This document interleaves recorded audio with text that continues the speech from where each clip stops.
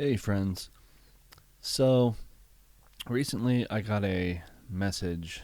Actually, I've received more than one message from folks asking me to make a video offering perspective or support or encouragement um, for those of us who feel like the world has taken a turn for the worse lately with the Roe decision and any number of elements. Um, And so I'm here to offer my perspective, what perspective I can, um, in the hopes that talking about such things can help us all out. So, first, let's just say up front that being upset isn't necessarily something that needs to be a source of guilt or fear or worry. Um, I've talked to some people who seem to feel that their anger um, should be stamped out completely. And, I would say that feel your feelings. I think anger is a very valid emotion right now and anytime. Um, but I understand what is being asked when people want me to come on here as sort of a poet um, and offer comfort. And I think what is happening is some folks are feeling so dominated right now by fear and anxiety and anger. And the question becomes, how do I find respite or rest or joy in the light of news that I find shattering or threatening? And it's a difficult question, but something that I come back to time and time again as someone who struggles with mental illness is that you don't have to be all in, right? You can be angry about something that has happened without becoming anger. You can be frustrated without having your life be about frustration. And how I manage that, especially in situations of political strife or injustice that calls for action and support, I manage it sort of as a branch of somebody who deals with chronic depression and the constant need for me to analyze what I control and what I don't control, right? I don't control the future. I don't control other people. I don't control other people's opinions of me. I don't control my past. So I also don't control global outcomes. I don't control how my fellow citizens vote. I don't control people in troubling situations that I literally can't reach or don't know about. My own ignorance, the lack of my reach to influence so many things around the world. I mean, that's what we are. We're small, finite beings. We don't have our hands on the levers of global outcomes a lot of the time. But that also doesn't mean I'm upset about this and the answer is to not think about it. It goes back to that all or nothing thing. You don't do all or nothing, so what do you do? First of all, you recognize and respect both the biological imperative that you need rest and the more philosophical imperative that you are a worthy person, that you are part of nature, that you deserve respect, that you deserve peace, that you deserve to feel joy and happiness and safety.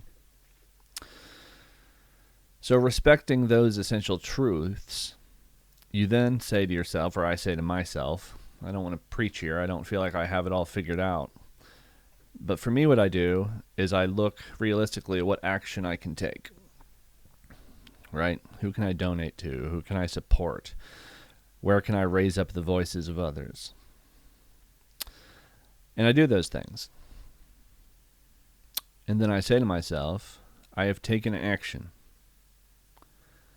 The action I take can't be my every waking moment, can't be all my energy.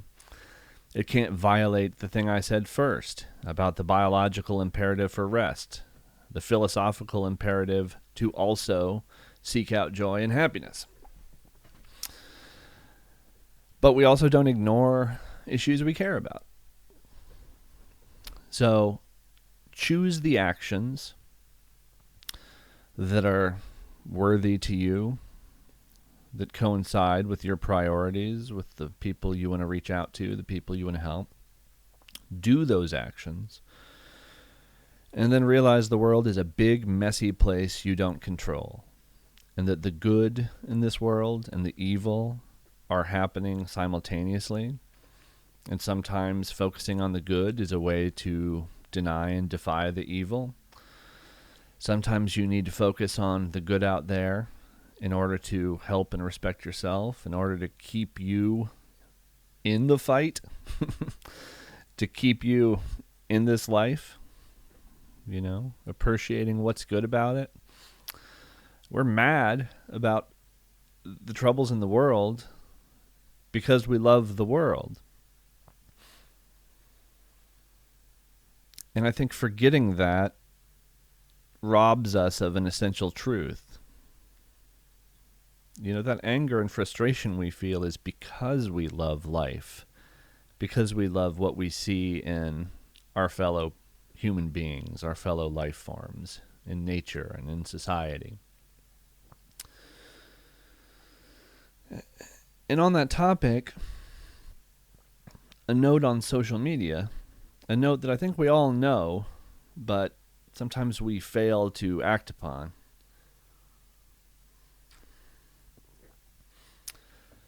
Social media shows a sliver of the truth, right? But it is also part of the attention economy. It's a product, okay? And you are its inventory. It's selling your attention to other people. And what the science has told social media is that your attention is better captured by making you afraid or outraged. It's a feature and a bug of the human brain, right? It makes sense that our focus is drawn to threats. I mean, picture yourself as a creature out in the wilderness. You're scanning the tree lines for potential threats. Okay? You enjoy the good things in life, but threats get bumped up to the top of the queue. You can't think about all things simultaneously. So it makes sense, I think, from an evolutionary standpoint, that threats get bumped up to the top, up to the front of the line. And social media, it capitalizes on that. So recognizing that and the danger of that is a simple truth. There is a real danger in that. And having social media generally be both your entertainment and your news source. Okay, this is a finely tuned apparatus meant to hook into your fear and outrage. So let me encourage you, when you're feeling overwhelmed by sort of negativity in the world, not to keep going to that well. That's what social media is, it's selling your attention, and and it'll get your attention however it needs to. So take a break. Take a break from social media if you're feeling crushed by the world. Because there's no law about social media or the way it presents the world or the news that says it needs to give equal time to the good, or that it needs to accurately illustrate the proportion of good to evil in this world. That's not what it's doing. So take care of yourself by curating what you let into your brain. And again, it's pushing back against this all or nothing thinking. There's nuance. This isn't a retreat. This isn't shirking your responsibility to other people. This is taking care of yourself, partly because you deserve it, partly so that you can continue to influence the world in line with your values, right? I've used this metaphor before, but all of these huge global issues you're worried about, I think of it as a huge boulder. And we don't move the boulder by ourselves. It's out of our control. It's too big. We're small, finite beings. So what we can do is we can lay our fingers gently against it and press in the direction of our values, of what we care about. And we can hope, but not control, that there are enough other hands pressing against the boulder in that same direction. What doesn't benefit us is to break our bodies by slamming against that boulder. That helps nothing and no one, but it breaks us. So,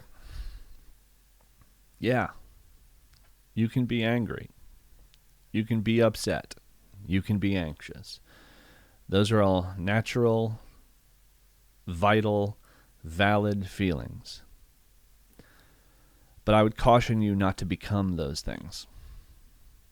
There is so much good out there in the world. There are good people doing good things. There are beautiful, tender moments that will nourish your mind and your spirit just through you seeing them, through you witnessing them, through you knowing about them. Respect that too. Seek those out. Turn away from social media when you need to. That's not a retreat. That's not a surrender. That's an acknowledgement of the biological fact that you need rest. Another way I comfort myself is just by thinking, at least, in the United States, for example, most people I feel like are in line with my thoughts. Like on the issue of Roe, most people agree with me. We have a sort of extremist contingent that are trying to force their morality on other people. I think they'll ultimately lose, but that's the world, right? You know that there are people with ill will in the world. You know there are people with odious viewpoints that want to control other people through force. You know that. That's not new today. So we make preparations to fight those people.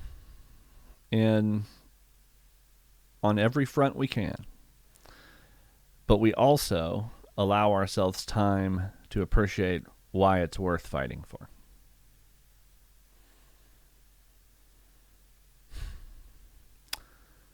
I care about this community very much. If you need to talk one-on-one, reach out, DM me. Happy to chat. I don't have big answers, of course I don't. But I do think about these things a lot, because that's how my brain works. And I'm happy to work through them with you if you feel alone and want to chat about it. So, thanks for being here. Thanks for being in this big messy world with me. Take care.